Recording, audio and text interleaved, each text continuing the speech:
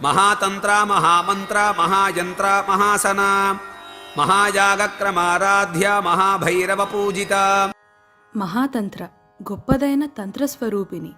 బిందువు, ప్రకృతి పురుషులు, త్రిగుణాలు, అంతఃకరణ చతుష్టయం, పంచభూతాలు, పంచ తన్మాత్రలు, పంచ జ్ఞానేంద్రియాలు, పంచ కర్మేంద్రియాలు, సప్త ధాతువులు, తిథి విద్య 16, మనువిద్య 14, చంద్రవిద్య 15, చతుషష్టి కళలు 64 మొదలైన వాటి హేతుబద్ధ వర్గీకరణతో సమస్త దేవతా సమన్వయ స్వరూపిణిగా ఉండే జగత్తంత్రము ఈ శ్రీతంత్రం. కాబట్టి దీనిని మహాతంత్రము అన్నారు. సృష్టి స్వరూపిణి అయిన అమ్మవారిని ఈ మహాతంత్రంలో సమన్వయపరిచి ఇచ్చారు కాబట్టి అమ్మవారు మహాతంత్ర అనే నామంతో పిలువబడుతుంది. మహిమాన్వితమైన తంత్రస్వరూపిణి అని ఈ నామానికి అర్థం. మహామంత్ర గొప్పదైన మంత్రస్వరూపిణి. మంత్రము అంటే మహిమగల మాట, మహామంత్రము అంటే దివ్యమైన మహిమగల మాట. ప్రణవము, గాయత్రీ మంత్రము మొదలైన మహామంత్రాలు తన స్వరూపంగా గలది. గ్రామదేవతలుగా చెప్పబడే గంగమ్మ, పోలేరమ్మ మొదలైన దేవతలను దిగ్దేవతలు మరియు అంగా ప్రత్యంగ దేవతలని కూడా అంటారు. వీరి మంత్రాలను తన స్వరూపముగా గలది. మహాయంత్ర గొప్పదైన యంత్రస్వరూపిణి. యమము లేదా క్రమశిక్షణ చేయువాడు ఎంత, నియమము చేయువాడు నియంత. అనుసరించడానికి ఇచ్చే ప్రణాళిక తంత్రము అయితే దానిని నడిపేదాన్ని యంత్రము అంటారు. సమస్త సృష్టి నిర్వహణకు అవసరమయ్యే ఒక యంత్రాన్ని మహాయంత్రము అంటారు. ఈ మహాయంత్రము కూడా జగన్మాత అయిన అమ్మవారే. అందుకని అమ్మవారిని మహాయంత్ర అంటారు.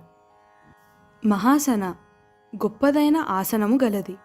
శరీరమనే ఆసనముపై ఆసీనమైన ఆత్మముక్తికే సాధన చేయాలి. ఆసనముపై అనగా శరీరమునందు స్థిరంగా సుఖముగా ఏ విధంగా ఎక్కువసేపు ఆత్మసాధనలో ఉండగలమో అంతవరకు మాత్రమే శరీరమును గురించి ఆలోచించాలి. అమ్మవారికి ఈ సృష్టియే ఆసనము. ఆత్మకు మన హృదయంలోని దహరాకాశం ఎలాంటి ఆసనమో మొత్తం సృష్టికి ఆకాశం అలాంటిది. కాబట్టి ఆకాశాన్నే ఆసనముగా కలిగినది అమ్మవారు. మహాయాగ క్రమారాధ్య గొప్పదైన యాగ విధానములో క్రమబద్ధమైన పద్ధతిలో ఆరాధింపబడినది. ఏ పనిలో అయినా ఒక క్రమం ఉంటే ఆ పని రాణిస్తుంది. ఆరాధనలో క్రమం ఉంటే క్రమారాధన అవుతుంది. అలా చేసిన పని అర్పణ బుద్ధిగా చేస్తే మహాయాగం అవుతుంది. కాబట్టి తదర్పణ బుద్ధితో క్రమబద్ధమైన పద్ధతిలో ఆరాధింపబడినది అని ఈ నామానికి అర్థం చెప్పుకోవాలి. దేవతల ప్రీతికై అగ్ని ద్వారా హవిస్సును సమర్పిస్తూ చేసే శ్రీయాగ, అంబాయాగ, అగ్నిష్టోమ, జ్యోతిష్టోమాది యాగాలను మహాయాగాలు అంటారు. ఈ మహాయాగాల ద్వారా ఒక క్రమమైన పద్ధతిలో ఆరాధింపబడినది అని ఇంకో అర్థం. మహాభైరవ పూజిత శివుడి యొక్క వివిధ రూపములలో మహాకాల భైరవ రూపం కలదు. భయము గొల్పే మహాభైరవుడు చేత పూజింపబడే దేవి. భౌ లేదా భై అను రవములను పుట్టించువారు భైరవులు అని ఒక అర్థం. భౌ అను రవమును పుట్టించునవి కనుక కుక్కలను భైరవులు అని కూడా అంటారు. సృష్టి, స్థితి, లయ, కారక లక్షణం కలవాడు భైరవుడు. ఇట్టి లక్షణాలు కల భైరవులు 8 మంది ఉంటారు. అసితాంగ భైరవుడు, రురు భైరవుడు, చండ భైరవుడు, క్రోధ భైరవుడు, ఉన్మత్త భైరవుడు, కపాల భైరవుడు, భీషణ భైరవుడు, సంహార భైరవుడు. పరమేశ్వరుని వివిధ అంశాలతో వీళ్ళు ఉంటారు. వీరందరి కలయిక అయిన భైరవుడే మహాభైరవుడు. ఆదిత్య మండలంలో మధ్యలో ఉండే నారాయణుడే ఈ మహాభైరవుడు.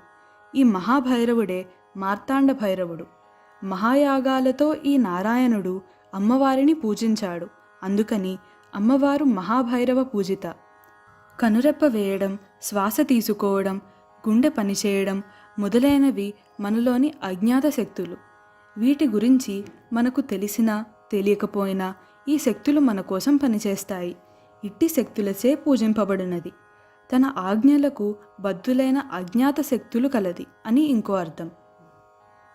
महातंत्र महामंत्र महायंत्र महासना महायागक्रमाराध्य महाभैरव पूजिता।